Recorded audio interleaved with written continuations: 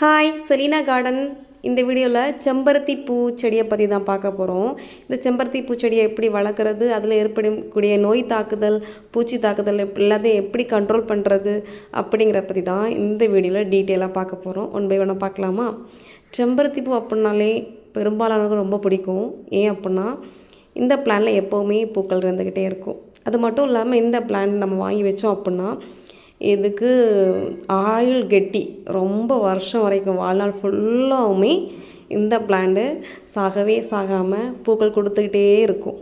பிளானோட size பெருசாகிட்டே இருக்குமே தவிர பூக்களுக்கு ஒரு குறையுமே இருக்காது. கார்டனில் எப்போவுமே பூக்கள் இருந்த மாதிரி இருக்கும். அது மட்டும் இல்லாமல் பூக்கள் ரொம்ப பெருசு பெருசாக இருக்கும். மற்ற சின்ன சின்ன குட்டி குட்டி பூக்களை விடவும் இந்த செம்பருத்தி பூக்கள் எல்லாமே ரொம்ப பெரிய பெரிய சைஸாகவும் இருக்கும். நிறைய கலர் கலராக இருக்குது, அடுக்கடுக்காகவும் இருக்கும், இந்த மாதிரி ஒத்த இதழாகவும் இருக்குது. அது பார்க்குறது ரொம்ப அழகாகவே இருக்குது இல்லையா செம்பருத்தி பூக்கள். அதனாலேயே பெரும்பாலானவர்கள் செம்பருத்தி பூ லவ்வர்ஸாகவே இருப்பாங்க. செம்பருத்தி பூ கார்டனில் வேணும் அப்படிங்கிற மாதிரி.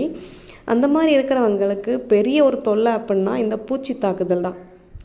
செம்பருத்தி பூ செடியில் மேக்ஸிமம் இந்த மாவு பூச்சி தொல்லை, அப்புறமா பூக்கள் ரொம்ப கொட்டிகிட்டே இருக்கும். மொட்டு வைக்கும், ஆனால் பூ பூக்கிறதுக்கு முன்னாடியே கொட்டி போயிடும். அது மட்டும் இல்லாமல் இலைகள் கூட கொட்டி போகுது.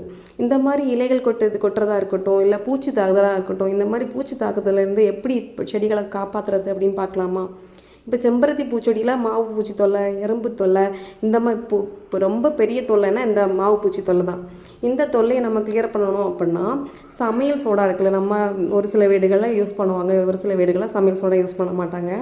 நம்ம சமையல் சோடாவை நம்ம கொஞ்சமாக ஒரு சிட்டிகை எடுத்தாலே போதுமானது.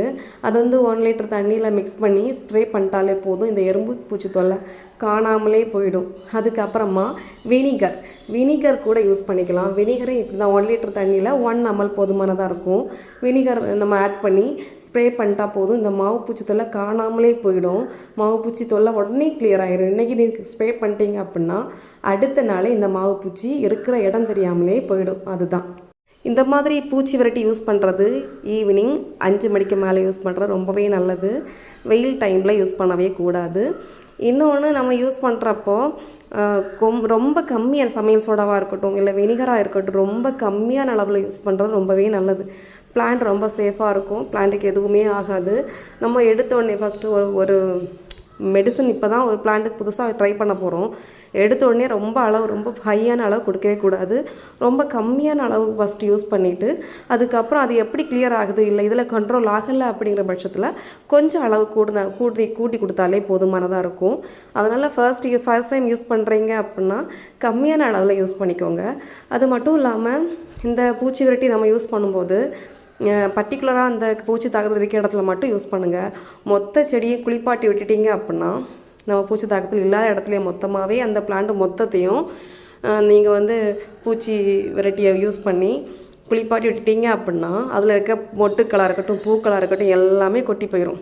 அது ஏன் அப்படின்னா நீங்கள் வேகமாக ஸ்ப்ரே கண்ணை வச்சோம், இல்லை நம்ம சும்மாவே தெளிக்கிற மாதிரி இருந்தாலும் கூட செம்பருத்தி பூ எப்படி இருக்கும், பிசு பிசுன்னு இருக்கும். அதுக்கு உள்ளாடி நம்ம விரிஞ்ச செம்பருத்தி பூவில் இருக்கட்டும், இல்லை இதழ்கள் அடுக்கடுக்காக இருக்குது, ஒத்த இதழாக இருக்கட்டும், இல்லை அடுக்கடுக்காக இருக்கக்கூடிய செம்பருத்தி பூவாக இருக்கட்டும், நீங்கள் ஸ்ப்ரே பண்ணுற தண்ணி அதுக்குள்ளாடி போய் அப்படியே உட்காந்துருக்கும், வெளியே போகவே போகாது. அது என்ன ஆகும், அப்படியே உள்ளுக்குள்ளாடி இறங்கி அந்த பூவாக இருக்கட்டும், மொட்டாக இருக்கட்டும், அப்படியே அழுகி போயிடும்.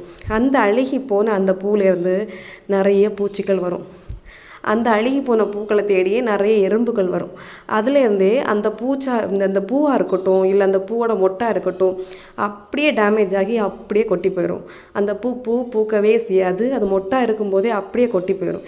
இதுக்கு காரணமே இதுதான். இந்த மெடிசன்னால் நம்ம பூச்சி விரட்டி யூஸ் பண்ணுறதுனால இப்படி இருக்கா அப்படின்னு கேட்டிங்கன்னா அப்படி கிடையாது. தண்ணி ஊற்றுறதுல கூட இப்படி தான் ஆகும். நம்ம செடியோட வேர் பக்கத்தில் தண்ணி அடிக்கணும். ஆனால் நிறைய பெரும்பாலும் என்ன பண்ணுறீங்க, ஃபுல்லாமே குளிப்பாட்டுறது, செடியை மொத்தமாக நினச்சி விடுறது. அப்படி செம்பருத்தி செடியை பண்ணவே கூடாது. அப்படி பண்ணால் கூட செம்பருத்தி செடியில் இருக்க பூக்களாக இருக்கட்டும், இல்லை மொட்டுக்களாக இருக்கட்டும், சீக்கிரம் கொட்டியே போயிடும். அதனால் எப்போவுமே அந்த வேர் பக்கத்தில் மட்டும் தண்ணி அடிக்கணும். செம்பருத்தி பூச்செடியை மொத்தமாக குளிப்பாட்டுற மாதிரி பண்ணக்கூடாது. இந்த மாதிரி சின்ன சின்ன விஷயங்கள் நம்ம மாற்றிக்கிட்டாலே போதும். நம்ம வீட்டில் இருக்க செம்பருத்தி பூச்செடியில் அழகாக பூக்கள் பூக்க வைக்கலாம். அது மட்டும் இல்லாமல் இந்த மாதிரி பூச்சிகளையும் வராமல் பாதுகாப்பாக செடிகளை வச்சுக்கலாம். இந்த மாதிரி நம்ம பூச்சி விரட்டி, நம்ம சமையல் சோடாவாக இருக்கட்டும், வினிகராக இருக்கட்டும், இதை கூட நம்ம பூச்சி விரட்டி யூஸ் பண்ணிக்கிறோம், நம்ம அதை யூஸ் பண்ணி கொடுக்குறோம் அப்படின்னா ஒரு மந்த்லி ஒன்ஸ் கொடுத்தாலே போதுமானது. இல்லை மந்த்லி ஒன்ஸ் கொடுத்தாலும் கொஞ்ச நாள் அது வந்து கிளியர் ஆகுது, அதுக்கப்புறம் மறுபடியும் உடனே வந்துடுது அப்படின்னா 15 நாளைக்கு ஒரு வாட்டி, அப்படின்னா மாதத்துக்கு 2 வாட்டி யூஸ் பண்ணாலே போதும். நம்ம பிளான்ட் ரொம்ப அழகாக நீட்டாக இந்த மாதிரி பார்க்குறது ரொம்ப பளிச்சுனே இருக்கும்.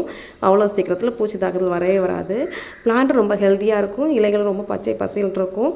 நான் சொன்ன கூட இந்த பூச்சி ரொட்டியை யூஸ் பண்ணி உங்கள் கார்டனில் இருக்க செடிகளை பாதுகாப்பாக வச்சுக்கோங்க. நெக்ஸ்ட் கார்டன் வீடியோவில் பார்க்கலாம்.